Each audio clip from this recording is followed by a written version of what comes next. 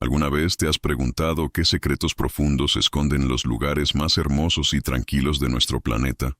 Imagina un lago, tan cristalino que parece un espejo, pero con un pasado oscuro y leyendas que te erizan la piel.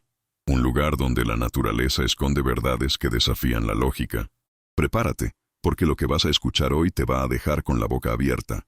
Si esto ya te hizo pensar por un segundo, deja un me gusta ahora mismo y suscríbete, porque lo que te voy a contar hoy puede cambiar tu percepción de lo que creías saber sobre los misterios sin resolver.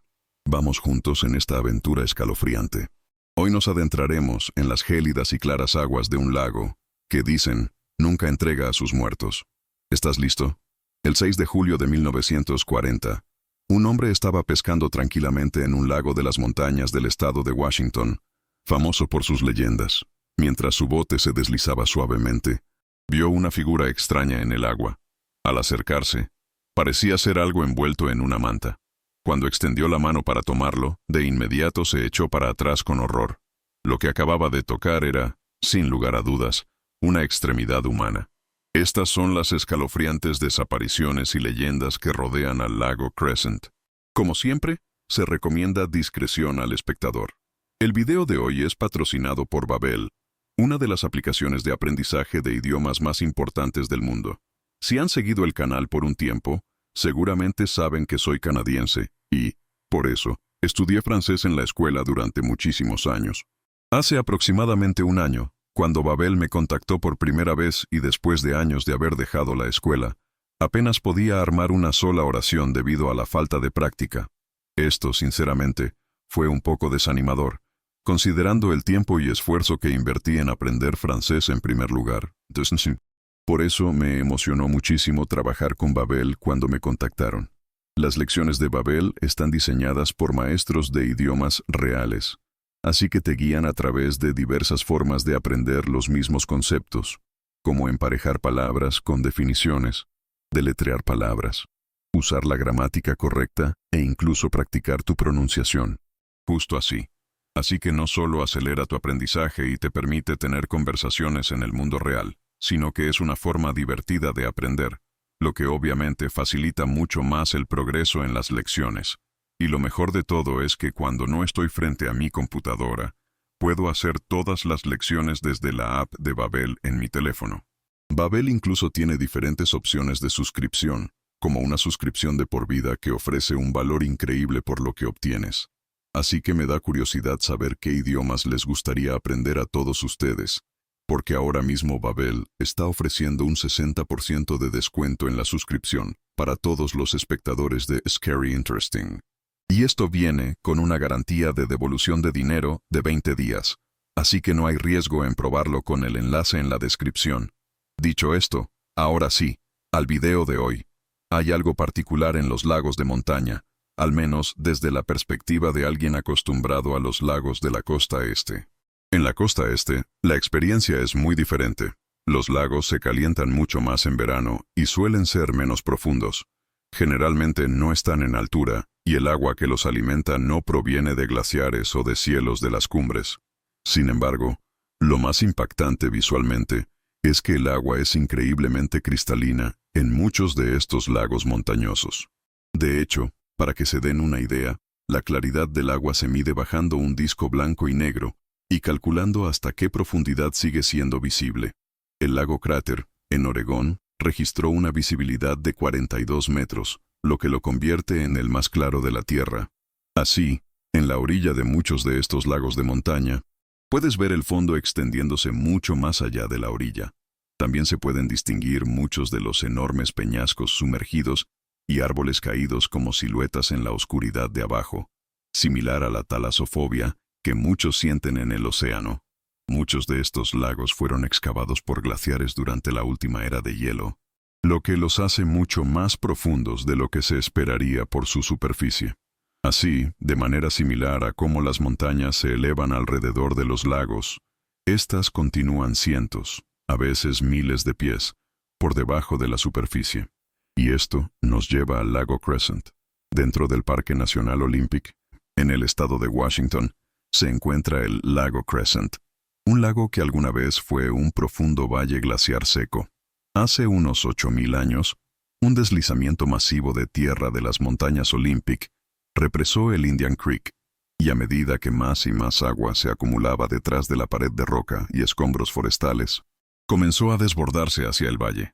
El lago tiene una profundidad medida de 198 metros, lo que lo convierte en el segundo más profundo de Washington. Sus aguas también son inusualmente claras. Al mirar el lago desde un muelle o un bote, se puede ver más profundamente en el lago Crescent que en casi cualquier otra masa de agua dulce en los Estados Unidos. Los nativos americanos que vivieron en la zona mucho antes tenían una historia diferente para explicar cómo surgió el lago Crescent. La leyenda cuenta que dos tribus rivales habían estado luchando durante 3 días cuando la batalla perturbó al Sil, que vivía en lo alto del valle. En la mitología nativa americana de la región, el Sil es esencialmente lo que se conoce más comúnmente como Bigfoot, una gran criatura críptida bípeda similar a un humano, que las tribus consideraban uno de sus muchos dioses. En la cima de una montaña llamada Storm King, el Sil se enojó por la guerra que se libraba abajo, así que rompió parte de la cumbre de la montaña y la arrojó al valle. La enorme roca aplastó a los guerreros, poniendo fin a la batalla y también represando el río, lo que luego produjo el lago Crescent. Como resultado de tantos de sus muertos enterrados para siempre bajo cientos de pies de agua, las tribus se mantuvieron alejadas del lago Crescent. Este fue el origen de una reputación que el lago recibió y que persiste hasta hoy, que el lago Crescent nunca entrega a sus muertos. La leyenda dice que los espíritus de los nativos americanos asesinados por el Sil arrastran al fondo y mantienen cautivo a cualquiera que muera en el lago. El 6 de julio de 1940, Fred Imro disfrutaba de un apacible día de verano en el lago, en su bote, con la caña en el agua. Esperó pacientemente un pique antes de enganchar un pez y luchar con él hasta que lo subió a bordo. Fred estaba en una cala escondida del lago, rodeada por un alto y escarpado acantilado. Cuando se preparaba para lanzar de nuevo, algo justo debajo de la superficie le llamó la atención. No podía distinguir qué era, así que acercó su bote para ver mejor. Parecía que una manta envolvía algo, pero aún no podía identificarlo, así que metió la mano en el agua. Inmediatamente se echó hacia atrás cuando agarró lo que parecía una extremidad humana debajo de la manta. Luego se recompuso y, reuniendo todas sus fuerzas, arrastró la forma empapada a su bote y desenvolvió una parte. Dentro estaba el cuerpo de una mujer, casi perfectamente conservado. La cara se había reducido a un cráneo, pero el resto del cuerpo estaba en buenas condiciones. Al mismo tiempo, era fácil darse cuenta de que había estado bajo el agua por un tiempo, y era abundantemente claro que había sido víctima de un crimen. Alrededor de su garganta, cintura y tobillos, había una cuerda firmemente atada, cuyo extremo parecía deshilachado. El descubrimiento de Fred hizo historia. Acababa de sacar el primer cuerpo jamás recuperado del lago Crescent. Luego llevó a la mujer al muelle y llamó a la policía, que se apresuró a iniciar la investigación sobre quién era la mujer y por qué estaba en el lago. En la autopsia, el médico forense determinó que la mujer murió por estrangulamiento, pero no por la cuerda. Había moretones claros en su cuello que solo pudieron haber sido causados por dedos humanos. Parecía tener alrededor de 35 años, pero eso fue todo lo que pudo deducir del examen del cuerpo, ya que el rostro de la mujer se había perdido debido al largo tiempo que pasó bajo el agua, lo que imposibilitaba el reconocimiento facial. Inicialmente, se creyó que la mujer era Marin Frances Stevens, una mujer de Chicago que desapareció en el Parque Nacional Olympic en 1939. Basándose en lo que se decía que Marin vestía, el cuerpo parecía coincidir, excepto por un gran detalle. Marin era conocida por haberse fracturado el cuello en el pasado, pero el cuerpo recuperado del lago Crescent no mostraba signos de ninguna lesión cervical anterior. Así que, a continuación, el médico forense recolectó registros dentales de mujeres desaparecidas de la zona y se dispuso a encontrar una coincidencia. Después, no tardó mucho en determinar que el cuerpo pertenecía a una mujer de 35 años llamada Hallie Illingworth. Hallie era camarera y barman en el Lake Crescent Lodge y era muy apreciada por sus clientes. Fuera del trabajo, era conocida como una chica fiestera, pero justo antes de Navidad de 1937, desapareció repentinamente sin que se hiciera ningún esfuerzo por buscarla. Esto se debía a que su esposo, Monty, Había dicho a quien preguntara que Hallie se había fugado a Alaska con un marinero que había conocido. Cuando la policía fue a la casa de Monty después del descubrimiento del cuerpo, para su sorpresa, él no vivía en su última dirección conocida. De hecho, cuando lo localizaron, estaba a cientos de millas de distancia en Long Beach, California, lo que inmediatamente arrojó aún más sospechas sobre él. Monty y Hallie se conocieron mientras ella trabajaba en el Lake Crescent Lodge, y como repartidor de cerveza, Monty hacía paradas frecuentes allí, pero como cliente era un asiduo. En 1936, Hallie venía de 2 matrimonios fallidos cuando decidió casarse con Monty. A sus 35 años era joven para haberse divorciado 2 veces, especialmente en una época en que el divorcio era socialmente mal visto y mucho menos común. Sin embargo, algo vio en Monty que le permitió creer que la tercera vez sería la vencida. Monty era del tipo alto, moreno y apuesto, y Hallie era una mujer hermosa y disponible, con cabello color cuervo y ojos oscuros. Exteriormente, hacían una gran pareja, pero la realidad era muy diferente. Se sabía que Monty y Hallie tenían discusiones feroces que a menudo degeneraban en peleas físicas. Hallie solía golpear a Monty, y él le devolvía los golpes sin preocuparse de si le dejaba moretones visibles. De hecho, era común que Hallie apareciera en el trabajo con un ojo morado o moretones alrededor del cuello. Y todo el pueblo sabía por qué. Monty también era conocido como un mujeriego y aparentemente no era fiel a Hallie. Sin embargo, para no quedarse atrás, Hallie supuestamente hacía lo mismo. Pero en algún momento, Monty le había tomado un gusto más que casual a una mujer rubia llamada Eleanor, quien casualmente era la compañera de cuarto de Lois, la hermana de Hallie. La última vez que alguien vio a Hallie fue el 21 de diciembre de 1937, por Monty, quien dijo que se separaron después de una discusión. Él dijo que esperaba que ella fuera al bar a desahogarse antes de regresar a casa, pero nunca la volvió a ver. Hallie lo había amenazado con dejarlo muchas veces, pero siempre había sido en el calor del momento y ella siempre regresaba a casa. Esta vez, parecía que había cumplido su amenaza, al menos según él. La mañana de Navidad, solo 3 días después de la última vez que se vio a Hallie, Monty tocó la puerta del apartamento de Eleanor y Lois. Cuando entró, dejó un regalo envuelto que dijo era de Hallie. Sin embargo, esa no era la razón de la visita de Monty. Aparentemente estaba allí para ver a Eleanor, lo que a Lois le pareció sospechoso, considerando que su esposa lo había dejado hacía apenas unos días. Poco después de Navidad, Eleanor se mudó del apartamento que compartía con Lois y se fue a vivir con Monty. Y no se quedarían allí mucho tiempo antes de empacar y dirigirse a Long Beach. Cuando se encontró el cuerpo de Hallie y se determinó la causa de su muerte, la policía del estado de Washington fue tras él. Fue detenido por oficiales de California y llevado de regreso a Port Angeles, donde fue arrestado oficialmente por el asesinato de Hallie. Monty, sin embargo, mantuvo su inocencia y dijo a las autoridades que estaría más que feliz de enfrentar los cargos porque no había asesinado a Hallie. En el juicio, el fiscal planeó presentar al jurado una teoría muy simple y plausible, que Monty estranguló a Hallie en un arrebato de pasión cuando la discusión se desbordó, y luego se deshizo de ella atándole pesas al cuerpo antes de arrojarla al lago Crescent. Monty y la defensa, obviamente, no cederían, y su caso se basaría en probar que Hallie dejó a Monty y terminó en el lago por mano de otra persona. El primer testigo llamado por la fiscalía fue Earl Enos, quien administraba la empresa distribuidora que empleaba a Monty. El testimonio de Earl fue perfecto para establecer la narrativa de la fiscalía, ya que él estuvo con Monty la noche del 21. La compañía estaba organizando una fiesta para los soldados en el cercano Fuerte Warden.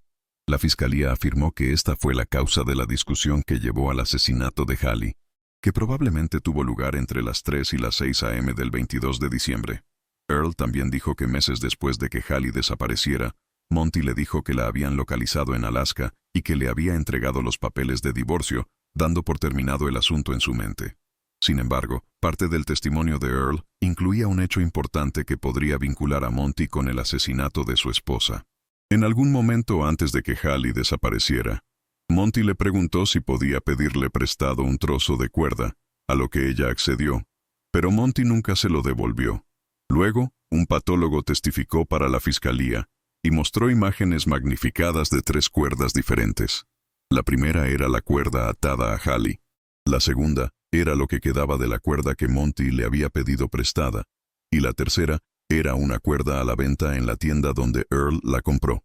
Las imágenes microscópicas eran idénticas. Luego, complicando aún más el caso de la defensa, estaba la hora estimada de la muerte y el estado de los restos de Hallie. A diferencia de la mayoría de los cuerpos que pasan mucho tiempo en el agua, Hallie no estaba hinchada, pero su piel se desprendió cuando el pescador la agarró. Como resultado de la poca descomposición que hubo, su piel, sin embargo, parecía tener un brillo jabonoso, casi como si hubiera sido cubierta con jabón. Esto se debía a que su cuerpo había experimentado un proceso llamado saponificación. La saponificación se puede resumir como la transformación de las células grasas en una sustancia jabonosa. Las profundidades del lago Crescent son extremadamente frías, y esto sirvió para evitar que el cuerpo de Hallie se descompusiera. La pérdida de su rostro, dedos de manos y pies, fue producto de carroñeros submarinos, pero si no fuera por eso, Hallie habría sido completamente reconocible. La saponificación también hizo que el cuerpo de Hallie se volviera boyante, y si no fuera por los pesos, habría flotado a la superficie antes. Una vez que la cuerda se pudrió y su cuerpo se liberó, su cuerpo abandonó el fondo donde había pasado 31 meses, y debido a que había estado tan bien conservado, pudieron determinar que su hora de muerte fue aproximadamente la noche en que Monty dijo que desapareció y no en algún momento posterior.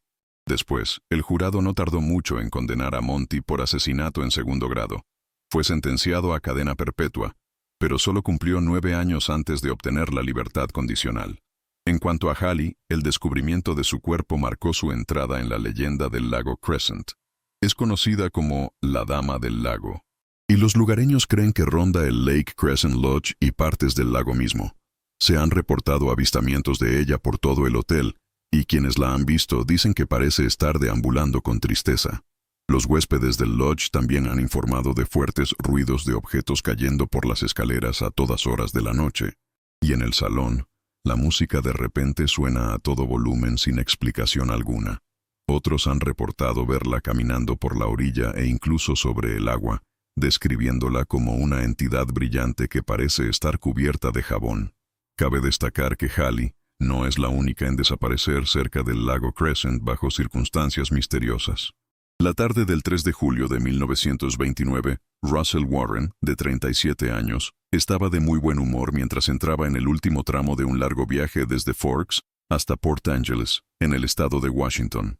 Su esposa, Blanche, había enfermado de una dolencia desconocida un mes antes, y ese día finalmente regresaba a casa.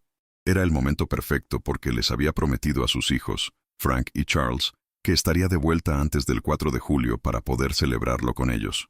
Para Russell simplemente sería agradable tener a Blanche de vuelta y un par de manos y ojos adicionales para cuidar a los niños.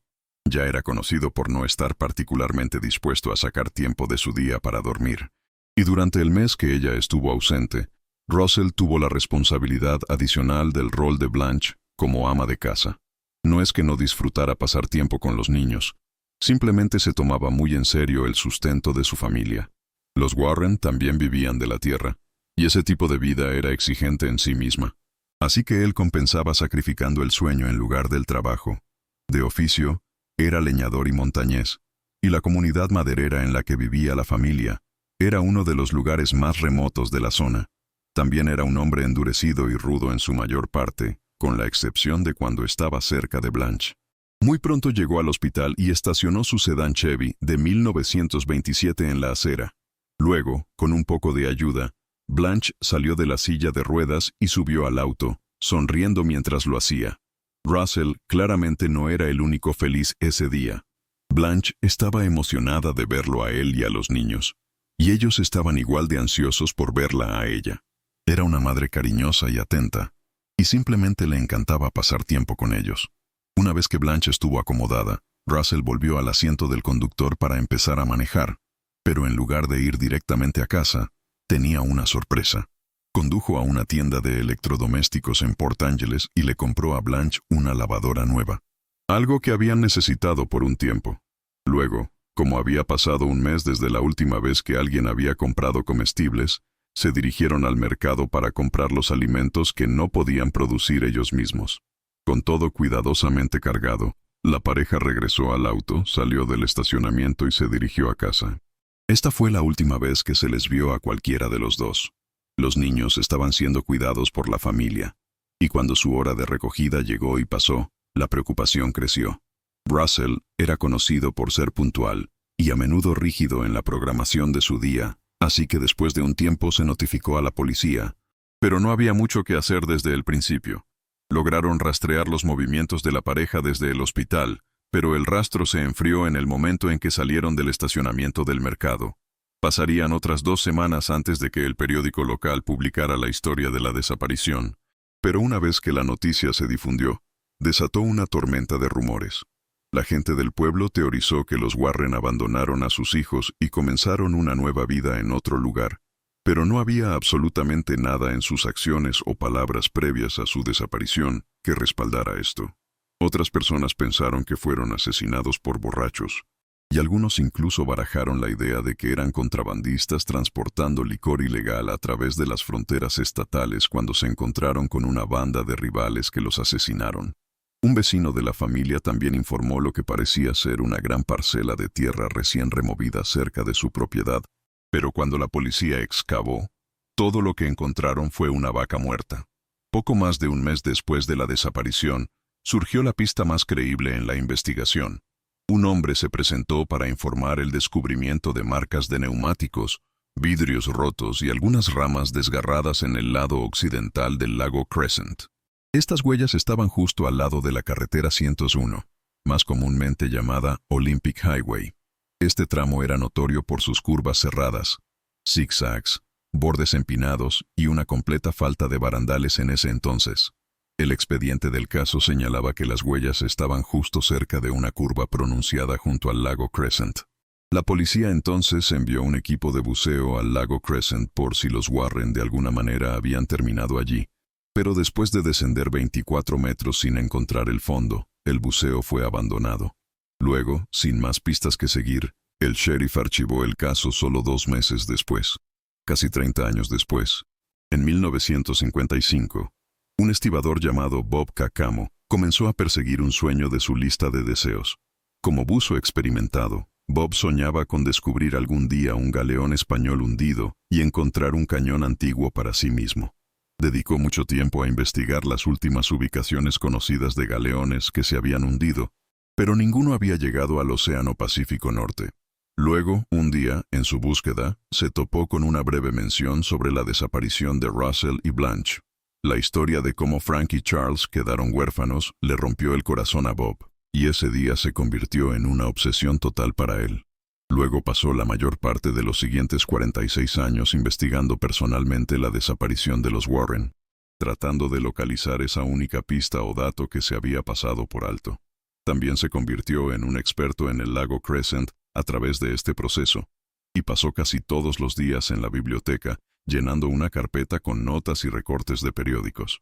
En 1956, Bob y un amigo incluso pasaron todo el verano buceando tanto como pudieron en el lago. Pero finalmente tuvieron que admitir la derrota.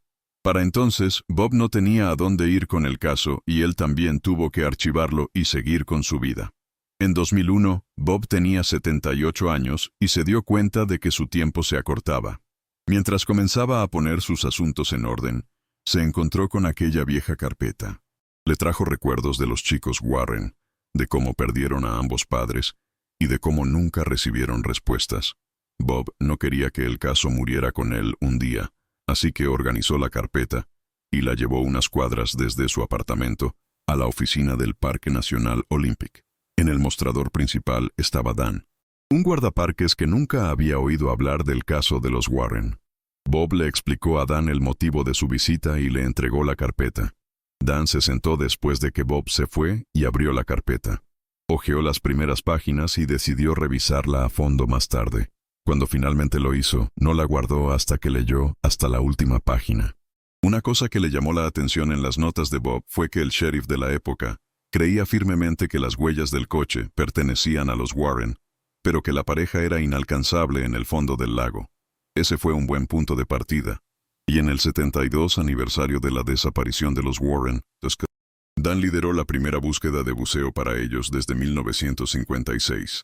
Cada fin de semana a partir de ese momento, Dan y el equipo de buceo del Parque Nacional Olympic buscaron a la pareja, pero no encontraron nada. Luego, la mañana del 7 de diciembre de 2001, descendieron a unos 21 metros y se encontraron con una grieta en la ladera rocosa. Dentro de ella, encontraron un florero negro. No era cualquier florero, sin embargo. Era un florero muy específico para una ubicación muy específica, que era el tablero de un sedán Chevy de 1927. Luego, cerca, se encontró un segundo objeto colgando de la pared rocosa submarina, y era la tapa metálica de una lavadora. Los objetos fueron recolectados y llevados a la superficie para su estudio, pero con el invierno ya establecido, el año terminaría sin más descubrimientos. Las búsquedas de los Warren se reanudaron la primavera siguiente, y el mayor avance llegó el 13 de abril de 2002. Dan envió a 2 buzos al lago y les dijo que si descubrían algo, enviaran una boya a la superficie. No habían pasado ni 15 minutos cuando una boya salió disparada del agua. En el bote de apoyo de buceo, el equipo pasó una hora angustiosa esperando que los buzos se descomprimieran al ascender antes de saber lo que habían encontrado. Cuando finalmente estuvieron en la superficie, le dijeron a Dan que habían encontrado el sedán Chevy de 1927 de los Warren. El coche estaba parcialmente enterrado en una pendiente a unos 52 metros de profundidad y en excelentes condiciones, considerando todo. Después de escuchar la noticia, hubo una incredulidad total entre ellos. Bob incluso estaba de pie junto a Dan en el bote cuando llegó la noticia desde abajo, y sus ojos se llenaron de lágrimas de inmediato. El momento por el que tanto había trabajado finalmente se había hecho realidad después de 46 años. Cuando el coche fue descubierto por primera vez, no había señales obvias de restos humanos, y antes de que se tocara nada, Dan quiso asegurarse de que la familia supiera del hallazgo y pidió su bendición para revisar los restos. Dan recibió esto poco después y formó parte del grupo de buzos que bajó para ver qué podían encontrar dentro del coche. Sin embargo, encontraron una blusa de mujer, pero poco más, lo que significaba que era posible que la pareja no estuviera realmente en el coche cuando éste se precipitó por el acantilado. Peor aún, cada búsqueda después de que se encontró el coche resultó infructuosa.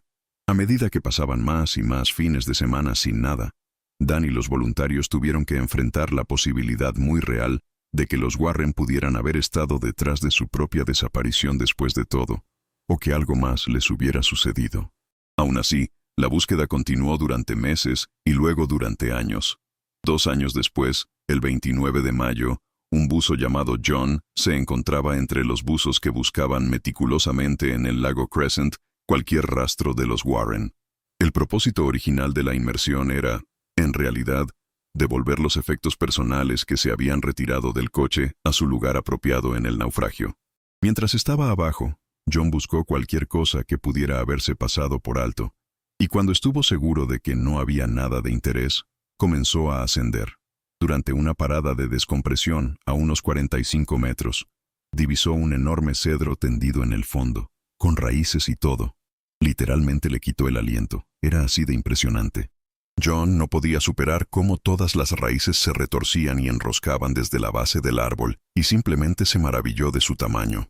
Estaba tan fascinado que pensó que valía la pena una mirada más cercana, y mientras nadaba a lo largo de su extensión, pasando la mano por la corteza en descomposición, su ojo fue atraído por algo a solo unos pocos pies de distancia.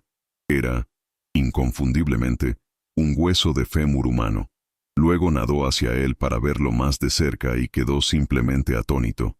Dejándolo donde estaba, registró sus coordenadas y luego, justo antes de que estuviera a punto de comenzar su ascenso de nuevo, vio la parte superior de un cráneo humano asomando de la arena. A pesar de todas las búsquedas intencionadas y exhaustivas que se habían realizado a lo largo de los años, John, por pura casualidad, notó esto porque estaba distraído por un árbol sumergido. Cuando finalmente rompió la superficie del agua, gritó al bote de apoyo y fue rápidamente recogido mientras compartía emocionado la noticia. Por primera vez, el bote regresó rápidamente a la orilla donde Dan estaba con miembros del equipo de buceo y descendientes de Russell y Blanche. A medida que el bote se acercaba, Dan pudo ver que John estaba gritando algo, pero no pudo distinguir qué era.